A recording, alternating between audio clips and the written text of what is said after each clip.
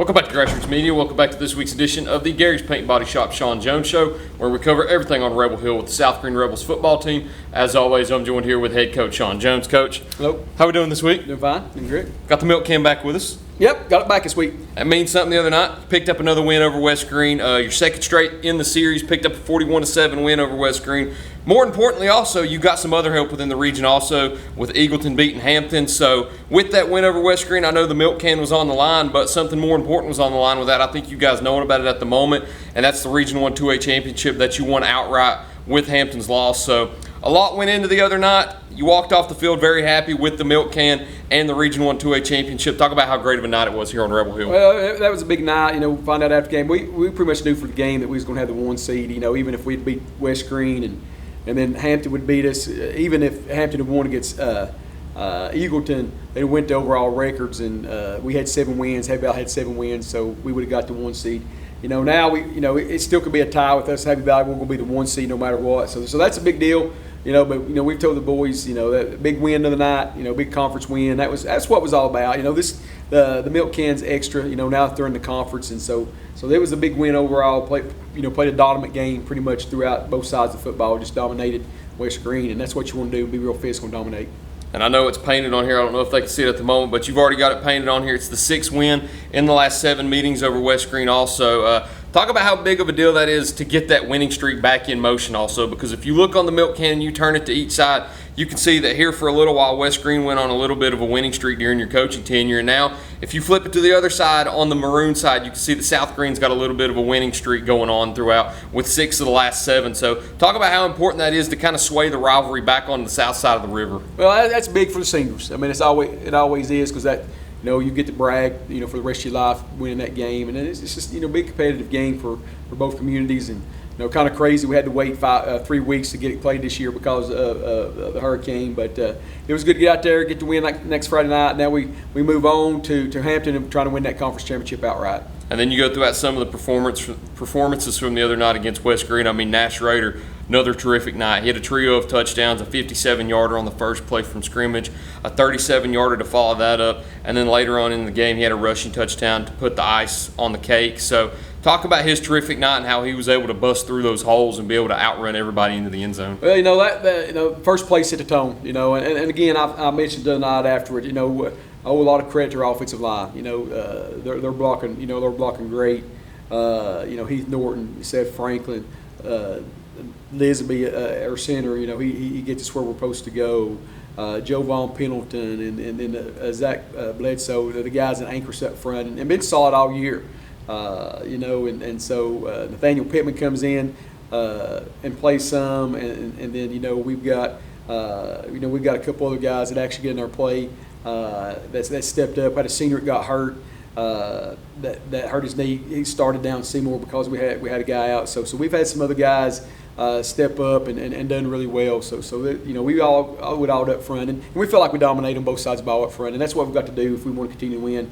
We'll talk in a minute about our defense, but offensively, Nash had an awesome game. Susan played well and Tripp played well. We got the ball spread around.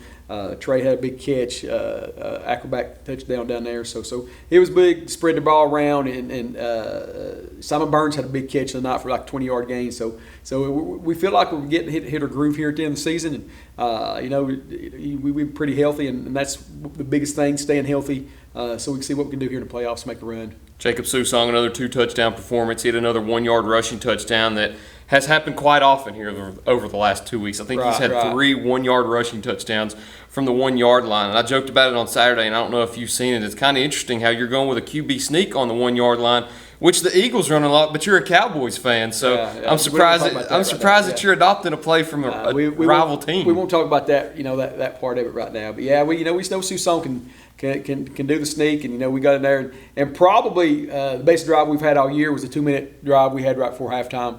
We went on a 2-minute offense with 2 minutes to go in the game. I think it's 2:06. Went right down the field and scored. Didn't have any negative plays. So that was a thing of beauty to see that we was able to get in our 2-minute offense, and we pretty much threw it every down. I think we had 1 draw. So that was pretty to see. So again, trying to get all aspects of the offense going, which we're going to have to. and then play a great defense is a recipe for success. And then the defense, once again, only allowing 7 points on that long touchdown run by Austin Franklin. And defense was something that I was really interested to see because of the history between Coach Joe Case and West Greene and South Greene, and just the Milk Can game in general. I think if you look at every Milk Can game that he's been a part of, his winning percentage in that game is astonishing. And I think that's one of those games where he really zones in and focuses a lot, and he had them scouted out perfectly the other night. Only allowed 1 touchdown. I don't know how many total yards that you allowed West Greene to the other night, but if you take that 68-yard touchdown play out of the scenario, we could be talking about a shutout with less than I don't know how many total yards. I think they had 140 some, so it's under 100. Franklin's had a great year, but we shut him down. I think he had 93 total yards, 60, like you said, 60 on 1 play, and that's it. So we completely shut him down. And everybody's going to say, "Oh, he had the touchdown." Yeah, we had one mistake, and if our linebacker's where he's supposed to be, he don't get that. So we feel really good about the defense, dominated up front, physical with them, stopped Franklin, because pretty much we knew going in that if you look at the stats, that was their offense and it was geared around him. The freshmen played pretty well at quarterback, but we knew what Franklin was going to do. They moved him around. We knew where he was at every snap, and again, he just felt like he got lucky on one play, and that's what it was. He got lucky on one play and busted it. So we felt good with the dominating performance on both sides of the ball that night. I failed to figure out the series record between both teams in the rivalry. I was going to mention that, but nonetheless, it's back here on the south side of the river now. It's sitting in front of us once again as you won that game 41-7 to bring the Milk Can back to South Greene. Now you look forward into another rivalry week. Not often do you get your 2 biggest rivals back-to-back during the season.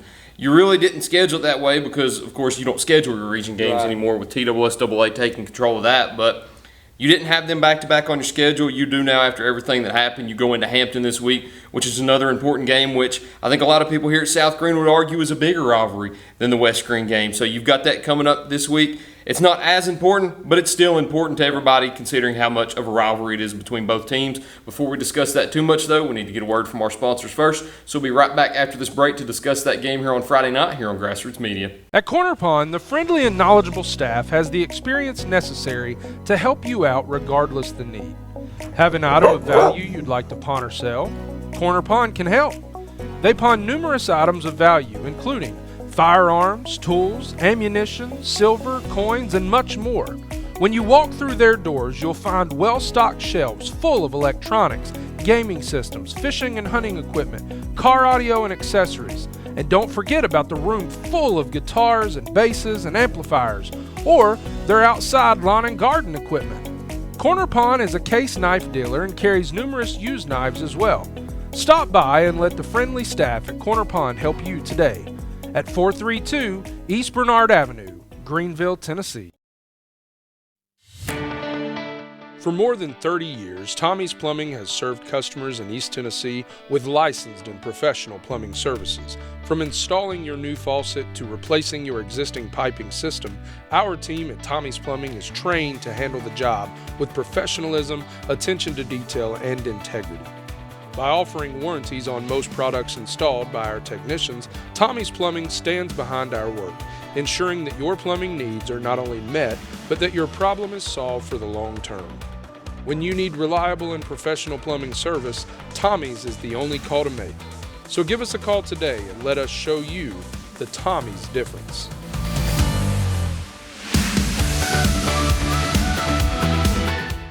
Welcome back to Grassroots Media. Welcome back to this week's edition of the Gary's Paint and Body Shop Shawn Jones Show, where we cover everything on Rebel Hill with the South Greene Rebels football team. As always, I'm joined here with head coach Shawn Jones. So, moving past the Milk Can game, going right into another rivalry week. To the kids, I don't know which game means more. To the coaching staff, I think I do know which one means more, and that's the Hampton game. Throughout the last few years, it's decided who wins the Region 1 2A championship. This year, it's pretty much already set. Even with the loss, you would already win it outright with the head-to-head win over Happy Valley. With this win, you could set it in stone that you have sole possession of the Region 1 2A championship. I know for Hampton, things don't mean as much. If they win, I think they're still the 4th seed either still way.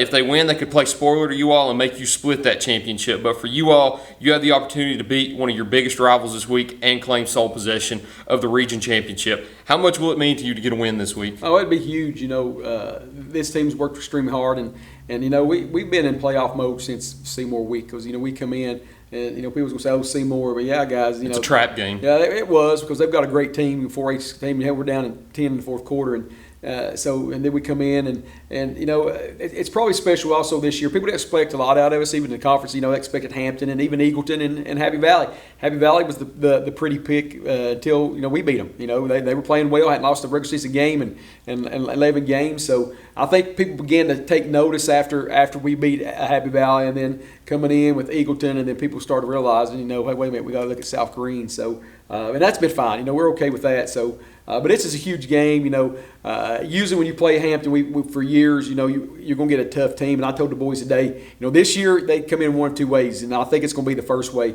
Come in here, ready to play, be physical football, or they could have already packed it in. And so you're hoping the second one, but I don't think it's going to happen. But they could because all the turmoil they had up there. They've not been able to practice on their home field. They're probably not even going to have a field. Don't know what's going to happen in the future there, and I'm sure that weighs on them. And they may be just ready for the season to be over. I hope so.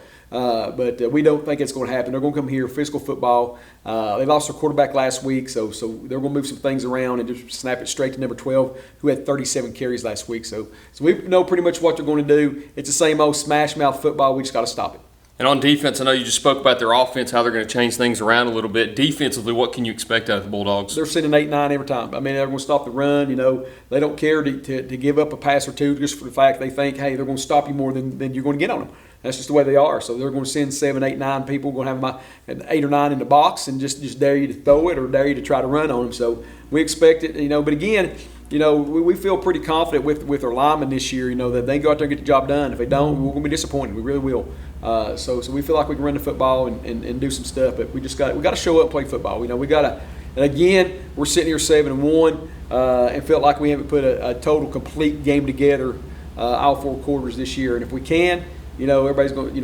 I'm sure there's teams out there that'll be 7-1 and saying that, but with me saying that, but we feel if we can put that 4 quarters together, we could be pretty daggone good, and so that's what we hope to do Friday night. Put 4 quarters together, come out and get a win, and be on a positive note going into the playoffs. And it's also senior night. It's also a special night for all those seniors that they get to play one last regular season game here at home. Fortunately for them, they get to play hopefully a few more here at home also with the playoffs coming up soon after this week. But you've got 8 seniors on your squad that are going to be recognized before the game. How much would it mean for them to step off of the field to claim a sole region championship? Oh, that'd be big for them. The good thing is also we told the seniors last week, you only promised 10 games your senior year. Now we get one more game and it's going to be here at South Greene. And if we can win that one, we'd have 2 for sure, 2 home games. So that'd be big for them also, especially losing a home game that we had with Granger because of the hurricanes. So it's going to be big for these seniors to come up and have a big Thursday night game, with Halloween night. So get your trick-or-treating done early and come on out to the game because it's going to be a big one. Or get your trick-or-treating done tonight. Yeah, get it done tonight. Yeah, go to the churches, do all that stuff. Actually, I think Bryan State's going to call a game, and he was interviewing me, and I said, hey, there's going to be candy in the press box. So I hope he brings some candy because I told the kids out there Bryan State might have some candy in the press box. Will y'all be here? We will. Grassroots will have candy. It'll be our game of the week. Yeah, Grassroots have candy too. All right, so make sure that you ask the guys with Grassroots if they got candy for trick-or-treating. Awesome. But it'll be a great year for the seniors. They can pick up that win, not only a sole Region 1 2A championship, the milk can, and I guess you could say county champions too now that you knocked off both West Greene and Chucky Doe. Yeah, I feel like we say that too. So those are just things that you have that you want to do each year, but the goals we've got set, one of them's this Thursday night, and then we'll go from there. And as always, too, you've got 3 keys to the game that you need to follow in order to get those wins on Friday night. When you play Hampton this week on senior night, what are they? We got to control the ball this week and not let Hampton have the big long drives. We control the ball. We got to take advantage when we have the football and score, and then we got to win that special teams battle. And if you win that and do all those things, then you're going to win the ball game. All right, Coach. I believe that's all I got for you this week. Appreciate you once again. We haven't talked about Tennessee and Dallas in a few weeks. Let's make sure we come in here next week and we can talk about a sweep with a win on Thursday night, Saturday, and Sunday afternoon. I'm still okay to talk about UT, but Dallas I'm done talking about for a while. Until they get things going, we won't want to talk about them for a while. Still going to be a fan, but I don't want to talk about it. You might get a win this week, but it's a tough stretch. I don't know. It doesn't surprise me more. I turned it off the night in the third quarter. So, So I ain't done that in a long time. So we'll see what happens. But yeah, maybe we can get a sweep this week. That'd be sweet. Hey, it's Atlanta. It's a winnable Well, game. it is, but Atlanta's playing as well right now. But they haven't played a whole lot of people. But we'll see. We'll see if Dak can get it going. Maybe we can get some guys back on defense. We'll see about that. Tennessee should be able to get them a win on Saturday I night. think so. So we'll Wearing see. the nice black alternates too. Oh yeah, they always like that dark mode on Halloween. That's always big Absolutely. for them. So that'll be big. Hopefully we get to come in here next week with a Region 1 2A championship, maybe a Vol and Cowboy win also. Yeah, I hope but until so. next time, that's all we've got this week. So thank you all for watching this week's edition of the Gary's Paint and Body Shop Shawn Jones Show. We look forward to seeing y'all next time here on Grassroots Media.